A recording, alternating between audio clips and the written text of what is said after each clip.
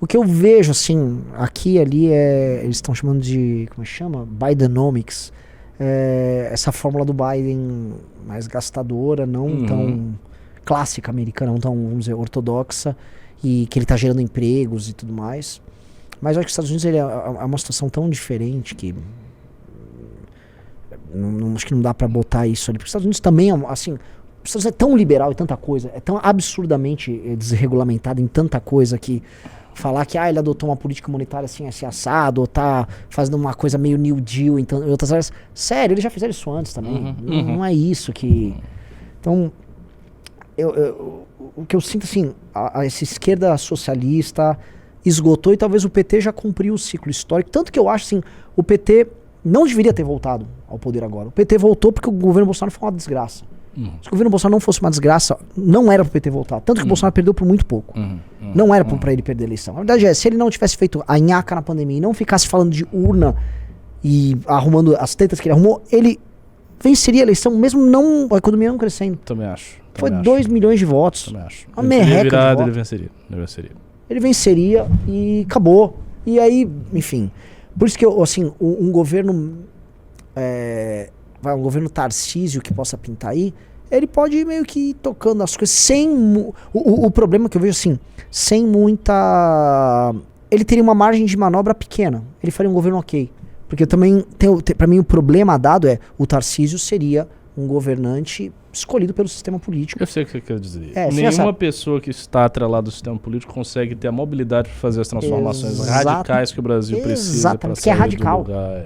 É radical, cara. Não tem dá jeito. para ser assim, vamos ajustar aqui, porque tá tudo quebrado. Então você está ajustando uma estrutura que está toda carcomida. Então ajuste assim. A gente está naquele horizonte modesto de só ir sobrevivendo, empurrando e vamos que vamos. Cara, uma vez você falou que era verdade, a gente falou assim, não, os estados estão melhorando aqui e ali a educação. Gente, é tipo assim, eu tô todo destruído, tô rasgado, aí o pessoal, vamos botar soro agora no cara, o cara não morre. É isso, não tem... Não é que a gente tá fazendo uma baita revolução na educação, não tem nada. Assim, as pessoas estão horrendas sendo assim, tem a parada do Ceará, que é uma coisa diferenciada. É diferenciado, mas você entende que assim, também não é que é. Não, assim, sim, lógico, mas veja... Ele não é um mexicano, sabe? Ele não é um mexicano. Entendi. Mas assim, dentro de uma homogeneidade da mediocridade, eles estão conseguindo fazer algo que chama a atenção do país. Então assim, algo está ali que precisa ser estudado a fundo e que precisa ser universalizado mesmo como política de Estado para o Brasil. Eu tendo, assim, isso é uma intuição que depois a gente tem que ver no livro amarelo. Por sinal, nós temos que ter a tal da reunião para discutir as coisas todas aí e começar a captar esses currículos com mais força. Quando a gente tiver os grupos todos de estudo, o que eu acho que tem que ser a nossa orientação? A gente tem que buscar entender as coisas no cenário internacional, mas principalmente antes disso, nós temos que olhar exemplos no Brasil de coisas que já funcionam bem. Pegar o que está de melhor em cada área e tentar entender quais são os fatores condicionantes que fizeram aquilo funcionar. Eu não sei, se eu tivesse que assim... passar 2 horas analisando o caso da educação no Ceará, eu não saberia. Eu não sei os dados, eu não sei as informações com detalhe, eu não sei a arquitetura conceitual do negócio, mas tem alguma coisa que eles estão fazendo que está funcionando. Recentemente, eu até falei com o Renan, eu conversei com um cara que é meu vizinho de porta. Eu moro no 93, meu prédio, o cara mora no 92. E o cara, ele é funcionário de uma fundação de Recife, de Fortaleza.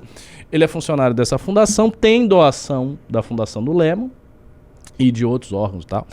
E ele toca algumas coisas de gestão de educação em alguns municípios que estão sob esse funcionamento que lá no Ceará deu certo.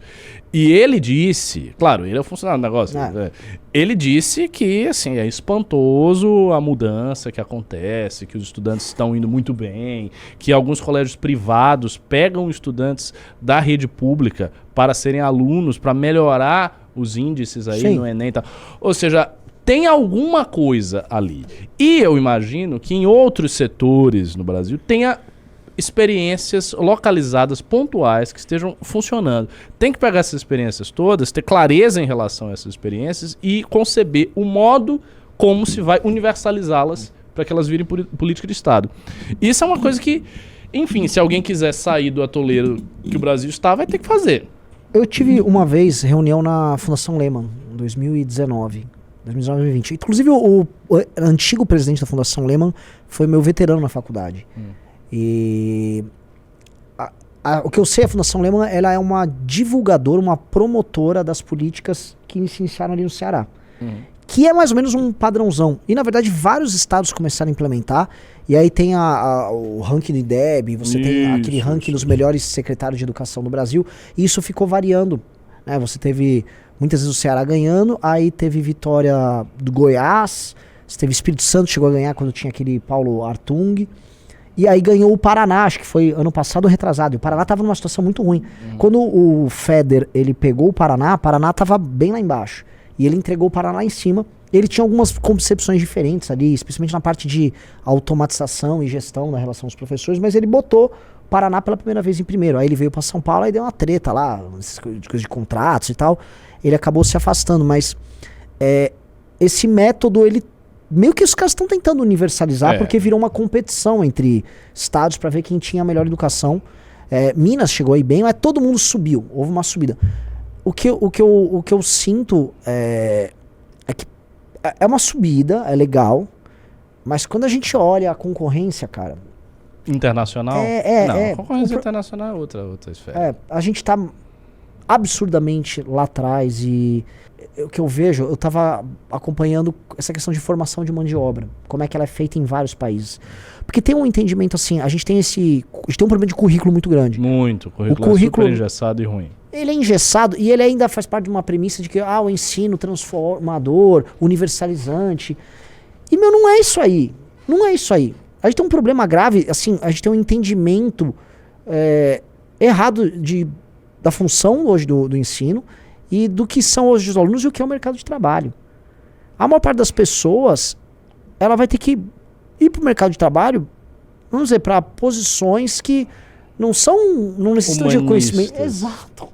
Não necessitam de um conhecimento tão universal assim. É óbvio, exatamente. O conhecimento tinha que ser mais prático, mais direto. E não há nada, assim, hoje até tava rolando uma treta lá nas redes sociais, que o Monark, ele havia confessado que viver nos Estados Unidos era muito caro. Eu vi ele reclamando. Mas ele ganha em real, né? O pessoal tá dizendo que você ganha em real, você não ganha em dólar e tal. Ele ganha em real.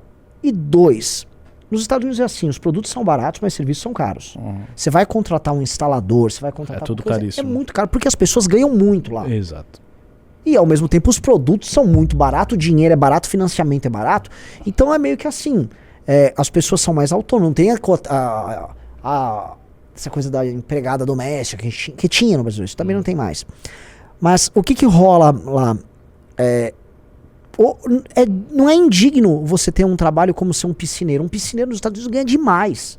O encanador ganha demais. Pessoas que têm trabalhos... Um pedreiro na Austrália ganha muito. Imagina, um pedreiro na Austrália ganha praticamente mais do que todos nós aqui, tá? Um pedreiro na Austrália, nos Estados Unidos, no Canadá. Eu conversei com uma menina que era faxineira da Austrália. Mas ia ganhar bem, muito melhor do que ela tá ganhando aqui. E ganham bem. Mas justiça seja feita, pedreiro no Brasil também ganha bem. Não, cara. Não, igual lá, não. Eu digo pedreiro mora na não tô favela, comparando com lá, tô falando comprado no Brasil. Não, um bom pedreiro, que às vezes tem uma empresinha lá, que tem 2, 3 pessoas trabalhando pra ele, que pega uma empreitada, juro, esse pedreiro vai ter um carrão, tô falando de carrão. Esse pedreiro vai ter viaja todo ano, sabe? Come bem. Então, uma sociedade em que esses trabalhos... Só que a produtividade do cara também não é baixa.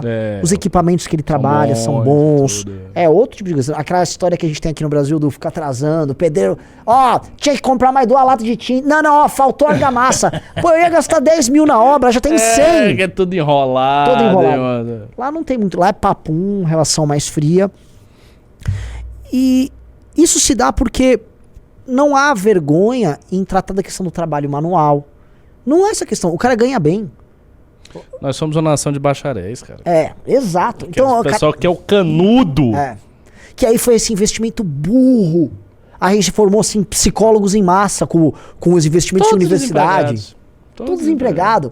Motoristas de Uber formados em direito. Assim, a massa de pessoas formadas em direito que não sabem escrever uma peça. Agora, uma coisa precisa ser observada aí, que a esquerda faz essa objeção e é real.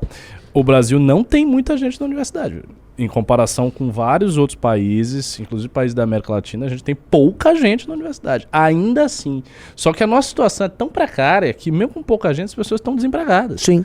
Os setores nossos são setores assim, tradicionais da família brasileira, que toda família de gente de classe média baixa, pobre, gosta de ver o seu filho lá. É o quê? É medicina, direito e engenharia. Acho que todas as famílias, né? Todas as famílias. É o trio. E hoje tem o seu cara rico fazendo uma faculdade de business, que é a antiga DM. Mas pro pobre isso é uma ascensão social. Tem muita gente, pô, o cara trabalha num emprego que não lhe dá muito dinheiro, ele quer botar o filho dele, pô, meu filho tá fazendo faculdade, minha filha tá fazendo faculdade de engenharia, de direito e tal. Dessas 3 grandes faculdades, só uma garante a ascensão social, que é medicina. Direito e engenharia, esquece. Você não tem ascensão social com direito e engenharia. Direito super saturou. A gente tem uma quantidade absurda de advogados. Então hoje o serviço do advogado básico é super barato. O cara não ganha bem. Sim. E engenheiro não tem indústria. Não tem nada para ter engenheiro. Sim. Então o engenheiro tá dirigindo Uber, cara. Até porque, vamos dizer, os departamentos de engenharia, especialmente engenharia de outras áreas, não estão mais aqui. O Brasil não projeta mais nada. Aí você tem o engenheiro civil, lógico, mas assim, a engenharia nobre Não tem. não tá aqui, cara. O que é muito triste. Isso é uma parte muito... E isso também tem a ver com desindustrialização. E não é nem só... A gente tá vendo agora a chegada de fábricas de carro elétrico aqui no Brasil, que não são verdadeiras fábricas de carro elétrico, são montadoras de peças e componentes que vêm tudo de fora. E não há projetos de carro aqui. Assim, é triste falar isso, mas antigamente, assim, tinha carros criados, inventados no Brasil. Já teve. Muito. Eu tenho um carro velho da Alfa Romeo. Foi o único Alfa Romeo feito fora da Itália na história da Alfa Romeo.